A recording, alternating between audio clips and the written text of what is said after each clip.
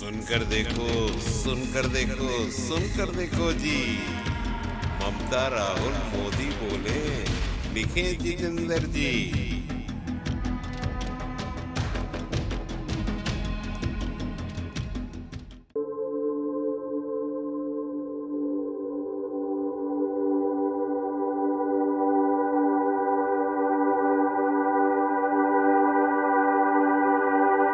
लेकिन जिस प्रकार से इनको तंग किया जा रहा है या और दूसरे राज्यों में जिस प्रकार से केंद्र भेदभाव कर रही है उन राज्यों के साथ, तो ये कहीं से भी न्यायपूर्ण नहीं है। मान लीजिए अगर दिल्ली में बीजेपी की सरकार रहती तो क्या एलजी की हिम्मत होती इस प्रकार का काम करने की। जितना भी ये अरविंद केजरीवाल जी को सताएंगे, तंग करेंगे, ये उतने ही मजबूत होंगे। और मैं पूर्ण विश्वास के साथ कह सकता हूँ कि बीजेपी कभी भी दिल्ली में वापसी नहीं करेगी। सारी बातें माननीय मुख्यमंत्री जी ने स्पष्ट रूप से कह ही दिया है। आज की मुलाकात खास तौर पे इसलिए है कि जो लोकतंत्र है, लोकतंत्र में चुनी हुई सरकार को जो अधिकार मिले हैं और जिस प्रकार से जो नॉन बीजेपी स्टेट में जिनकी भी गवर्नमेंट है, बीजेपी लगातार उनको तंग कर रही है, परेशान कर रही है।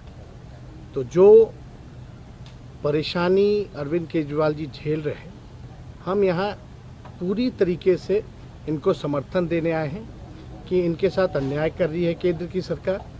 और जब सुप्रीम कोर्ट का जब जजमेंट आ गया तो सारी चीज़ें स्पष्ट हो गई, तो कुछ कहने वाली कोई बात ही नहीं है। लेकिन जिस प्रकार से इनको तंग किया जा रहा है या और दूसरे राज्यों में जिस प्रकार से केंद्र भेदभाव कर रही है उन राज्यों के साथ, तो ये कहीं से भी न्यायपूर्ण नहीं है।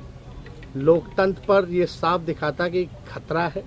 ये लोग संविधान को बदलना चाहते हैं, जो हर केस हम लोग मिल करके होने नहीं देंगे। और मान लीजिए अगर दिल्ली में बीजेपी की सरकार रहती तो क्या एलजी की हिम्मत होती इस प्रकार का काम करने की। तो एक बात से पूरी तरीके से हम लोग विश्वास के साथ कह सकते हैं, जितना भी ये अरविंद केजरीवाल जी को सताएंगे, तंग करेंगे, ये उतने ही मजबूत होंगे। और मैं पूर्ण विश्वास के साथ कह सकता हूँ कि बीजेपी कभी भी दिल्ली में वापसी नहीं करेगी। तो हम लोग सब लोग इनके समर्थन में हैं और सब लोग मिल करके हम लोग जो है देश हित के लिए काम करेंगे। क्या गठबंधन को लेकर इसी मुद्दे पे, अध्यादेश वाले मुद्दे पर क्या आप कांग्रेस से भी बात करेंगे? राज्यसभा में कांग्रेस का समर्थन होगा क्योंकि जेएनसीडी एक्ट पे भी कांग्रेस वॉकआउट कर गई थी। आप लगातार कांग्रेस से बातचीत की है तो हमारी कांग्रेस आप जाएंगे, हमको तो नहीं लगता है कि कोई किसी का जो संवैधानिक स्थिति है उसका कोई उल्लंघन तो नहीं ना होना चाहिए जी। तो हमारी जो उनसे बातचीत होगी तो उनसे भी हम लोग चर्चा करते हैं। मैं जा रहा हूँ परसों 3 बजे ममता जी के साथ मेरी कलकत्ता में मीटिंग है और उसके बाद एक एक करके मैं हर पार्टी अध्यक्ष से पूरे देश के अंदर मैं मिलने के लिए जाऊंगा। मैंने आज माननीय नीतीश कुमार जी से भी निवेदन किया कि वो भी सभी पार्टियों से बात करें और मैं भी एक एक राज्य में जाके एक एक नेता से मिलके राज्यसभा में जब ये बिल आए, इस बिल को हराने के लिए मैं सबसे सुनकर देखो, सुनकर देखो, सुनकर देखो जी।